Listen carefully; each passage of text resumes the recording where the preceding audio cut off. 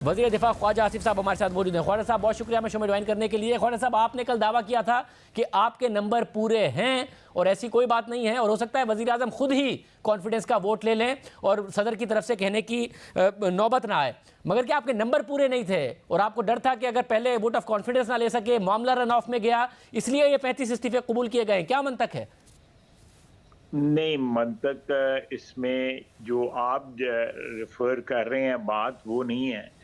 अल्हम्दुलिल्लाह हमारे नंबर बिल्कुल पूरे थे, लेकिन देखें ये तो एक किस्म की शतरंज की खेल बन गई हुई है। हमारी सियासत जो है वो पहले इस्तीफे देते हैं और अगर आपको याद होगा उस फैसला कुन जो रात थी, डिप्टी स्पीकर ने उस वक्त भी इनके इस्तीफे मंजूर किए थे और वो रिकॉर्ड के ऊपर है असेंबली के। और उसके बाद जो है शाह महमूद कुरैशी ने बावाज़ बुलंद जो है कहा था कि हमने इस्तीफे दे दिए हैं।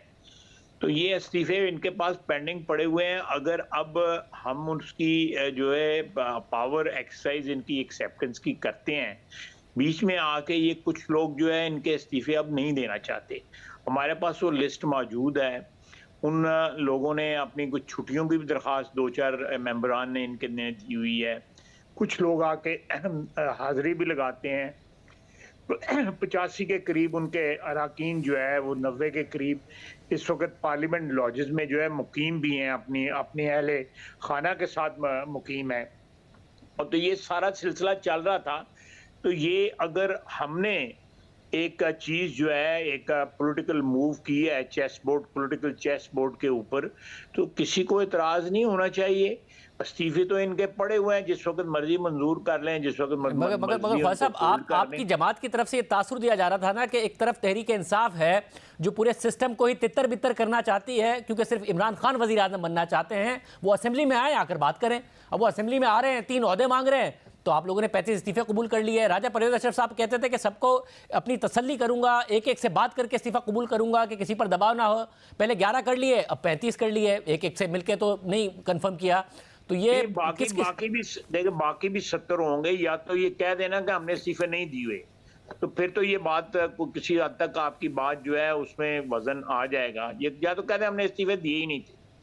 और ये सारे इस्तीफे जो पड़े हुए हैं असेंबली की सेक्रेटेरिएट में, ये जाली हैं, हमारे दस्तखत जाली हैं, हमने साइन नहीं किए हुए। इसको कंटेस्ट करें ना, तो या तो कंटेस्ट करें, तो फिर तो ये बात जो आप बात कर रहे हैं इसमें वजन भी आ जाएगा और इस बात में कोई थोड़ा सा जो है वो एक क्लैरिटी भी उसके साथ आ जाएगी।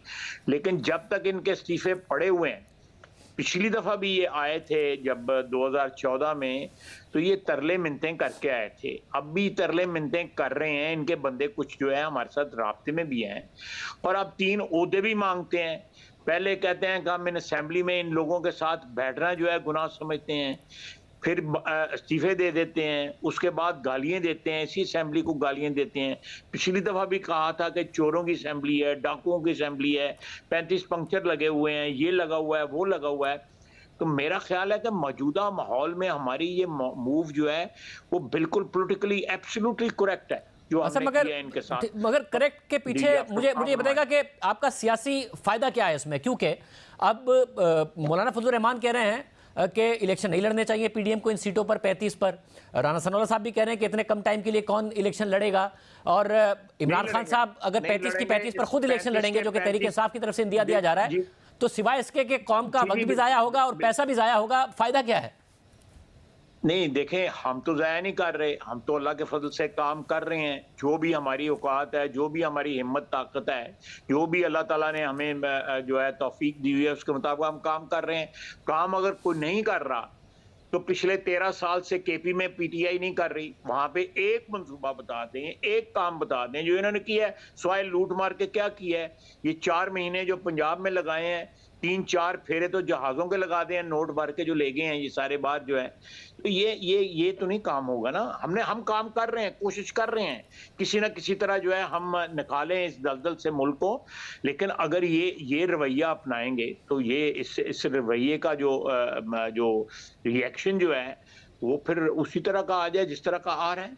तो ख्वाजा साहब आप समझते हैं कि इन 35 साहब की जो बात बिल्कुल सही है हम इस 35 या 34 जितनी भी सीटें हैं, इनके ऊपर जो है जिन पे इलेक्शन होना है, बाकी तो मेरा ख्याल है बीच में वो ख्वातीन की भी नशिस्तें हैं, उनमें बिल्कुल इमरान खान साहब सब सीटों पे इलेक्शन लड़ रहे हैं, हमें इलेक्शन लड़ने की जरूरत नहीं है।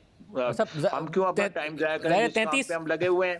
33 सीटें, बाकी दो खवातीन की रिजर्व सीट्स हैं, तो 33 पर इलेक्शन होगा। आप कह रहे हैं आपको नहीं है ज़रूरत, तो इमरान खान साहब इलेक्शन लड़े। नहीं। तो मैं इसलिए मन तक जानना चाह रहा हूं कि कौम का पैसा ज़ाया होगा, इलेक्शन कमीशन के रिसोर्सेज ज़ाया होंगे, दोबारा इलेक्शन होगा, फ़ायदा क्या होगा, क्यों किया?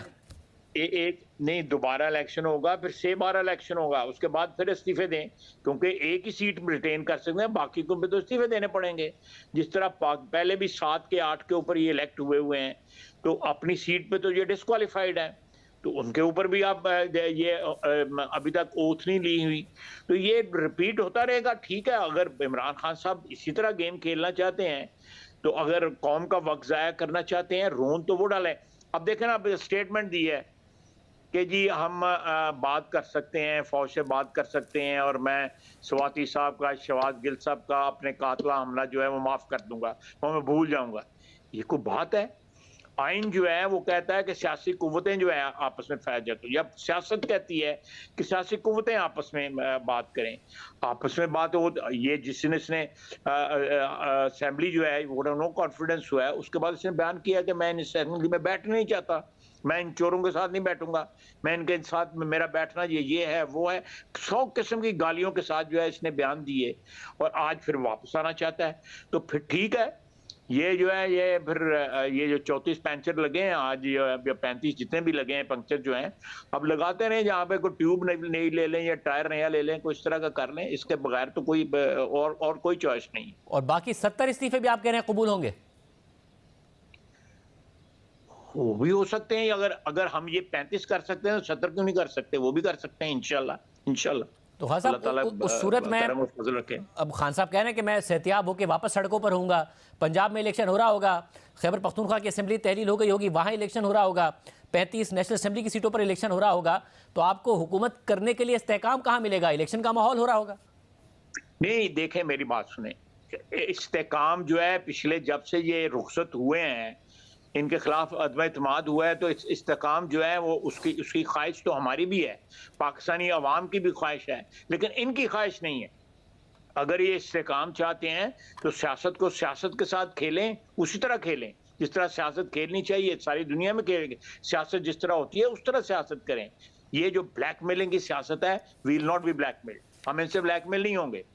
ये बेशक सड़कों पे आए, आगे इसने 8 महीने में सड़कों पे आगे क्या कर लिया है? घर बैठा हुआ है, पिछले 6 महीने से जो है ऑनलाइन खिताब करता है, इसकी जरूरत नहीं है बाहर आए। मगर ख्वाजा साहब, क्योंकि जिस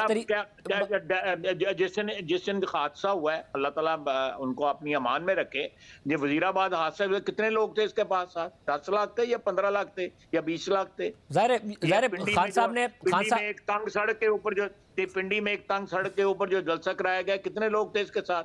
खान साहब ने जो मार्च का ऐलान किया उसमें भी, उसके बाद एहतजाज में भी, उसके बाद जलसे में भी लोग कम थे, मगर ख्वाजा साहब जिस तरीके से आपकी हुकूमत जारी है, फैसले कर नहीं पा रहे हैं, इसाक डार साहब और वज़ीर आज़म शहबाज शरीफ साहब से भी फैसले नहीं हो रहे हैं, मुल्क डिफॉल्ट कर गया, तो फिर खान साहब अकेले तो सड़कों पर नहीं होंगे, अवाम भी सड़कों पर होंगे। श्रीलंका की तरह अगर 60% महंगाई होगी, चीज़ें नहीं मिल रही होंगी, लंबी लंबी लाइनें होंगी, पेट्रोल डीजल नहीं मिल रहा होगा, दवाइयाँ नहीं मिल रही होंगी। मैं शाहजेब आपको मैं कोई दावा नहीं करता, मैं आजिज़ सा आदमी हूँ, मैं दावा नहीं करता, लेकिन अल्लाह के फजल से मेरे वतन में इंशाल्लाह ताला डिफॉल्ट नहीं होगा। नहीं, जो आप जो सजेस्ट कर रहे हैं इंशाल्लाह ताला वो नहीं होगा। आप भी दुआ करें, मैं भी दुआ करूंगा, और हम एफर्ट भी करेंगे, और एफर्ट कर रहे हैं, और हमारे एफर्ट्स को जो है ना वो कामयाबी मिल रही है। ऐसी कोई डिफॉल्ट वाली बात नहीं। आप देखें कराची में जो है ये रोना रो रहे हैं, जो क्या सीटें 3रे नंबर पे ये आए हैं, कितनी सीटें इनको मिली हैं? मैंने आपसे कल भी बात की थी या परसों बात की थी कि 14 सीटें नेशनल असेंबली की लेके, 23 सीटें प्रोविंशियल असेंबली की लेके क्या औकात बची है? इससे साबित हुआ है कि 2 नंबर इलेक्शन था वो, और हम पिछले 3 साल से 4 साल से शोर मचा रहे हैं कि ये 2 नंबर इलेक्शन के जरिए जो है बरसरक तरह, और अब भी आवाजें उनको दे रहा है। पार्लियामेंट को आवाज नहीं देता, सियासत को आवाज नहीं देता, उनको आवाजें दे रहा है कि मैं मेरा तरला मेरा कबूल करें, मैं सुलह सफाई कर लेता हूँ, जाने दें जो गिल साहब के साथ जो हुआ या सवाती के साथ हुआ या मेरे पे हमला हुआ उसको भूल जाते हैं, लेकिन माफी तलाफी करते हैं। तो ख्वाजा साहब, अब क्योंकि वज़ीर आला खैबर पख्तूनख्वा ने भी गवर्नर खैबर पख्तूनख्वा को असेंबली तहलील करने की समरी भेज दी है, पंजाब की असेंबली तहलील हो चुकी है, वहाँ केयर टेकर सेटअप पर अब बात चल रही है, उन्होंने नाम दिए थे, अब आपकी तरफ से नाम दिए जो उन्होंने कबूल नहीं किए हैं, लगता है कि मामला इलेक्शन कमीशन के पास ही जाएगा। तो इलेक्शन होंगे पंजाब में या आप लोग अदालत जा रहे होंगे कि जी क्योंकि काउंसिल ऑफ कॉमन इंटरेस्ट का फैसला है, पहले मर्दमशुमारी होगी, फिर नई डिलिमिटेशंस होगी, फिर इलेक्शन होगा, तो जो वफाक में जिस तरह होगा वैसे तैयार हैं हम, बिल्कुल इलेक्शन के लिए तैयार हैं, कोई उसमें हिचकिचाहट हम में नहीं है, बिल्कुल इलेक्शन के लिए तैयार हैं। और अल्लाह का फजल है कि लोग जो है वो उनकी जो इज्तिमाई सोच है या इज्तिमाई दानिश जो है उसको बिल्कुल हम अंडरस्टैंड कर रहे हैं। कोई इसमें कोई हिचकिचाहट नहीं है, हम इलेक्शन में जाने को तैयार हैं। हम कोई इस किस्म का जो कानून और आईनी बातें जो है वो अपनी जगह बिल्कुल दुरुस्त हैं, लेकिन हम बिल्कुल इलेक्शन की तैयारी कर रहे हैं। कल या परसों जो है हमारा पार्लियामेंट्री बोर्ड भी जो है वो तश्कील हो जाएगी उसकी, और टिकटों के फैसले भी जो है शुरू हो जाएंगे प्रोविंशियल असेंबली में। जहाँ केपी के इस वक्त उसके साथ वो भी प्रोसेस जो है हम स्टार्ट कर देंगे। पीडीएम, पीएमएलएन और बाकी पार्टियां पीडीएम की बिल्कुल इलेक्शन के लिए तैयार हैं। और मेरा ख्याल है आज सर्कुलेट हो गया हमारा जो पार्लियामेंट्री बोर्ड जो है उसके नाम सर्कुलेट हो गए हैं। अगर उसमें कोई तब्दीली आई तो 1-2 दिन में तब्दीली होकर फाइनलाइज होगा और हम टिकटें जो है इनवाइट कर लेंगे, टिकटों के लिए इनवाइट कर लेंगे। जी, मुझे फिर ये भी बताइएगा कि आप ज़ाहिर मईशत को समझते हैं, इस वक्त बहुत बड़ा कंसर्न है, आज भी 1400 पॉइंट्स गिर गई स्टॉक मार्केट, क्योंकि अब मार्केट में ये कंसर्न पैदा हो गया है कि इसाक डार साहब से आईएमएफ नहीं संभल रहा है और आईएमएफ बात नहीं मान रहा है। बांग्लादेश आईएमएफ के प्रोग्राम में गया, हालांकि उनके पास तो रिजर्व्स भी हमसे ज़्यादा हैं, उनकी बरामदात भी हमसे ज़्यादा हैं, उसके बावजूद उनके मामला तय पा गए और मामला आगे बढ़ रहे हैं। अगर नहीं हो रहा है या हो रहा है, आप ये बताइएगा कि आपके पास जो इन्फॉर्मेशन है उसके तहत जो फैसले करने हैं, आईएमएफ की कंडीशंस पूरी करनी है, उसके लिए आपकी हुकूमत तैयार है और फौरी तौर पर वो करने को तैयार है, क्योंकि 4 अरब डॉलर के रिजर्व के साथ पैनिक है मार्केट में कि कहीं मुल्क डिफॉल्ट ना कर जाए। देखिए, मैं लंबी बात नहीं करना चाहता, लेकिन इस बड़े ही नाजुक मोड़ पे जहाँ पे हमारी मईशत खड़ी है, बाज लोग जो है इससे बेतहाशा फायदा उठा रहे हैं, बेतहाशा फायदा उठा रहे हैं। मसलन ये मैं आपको ये जो खबर चल रही थी कि हुकूमत ने इतनी गाड़ियां जो है वो इंपोर्ट की हैं, हुकूमत ने कोई गाड़ी इंपोर्ट नहीं की, ये प्राइवेट सेक्टर ने इंपोर्ट की हैं गाड़ियां।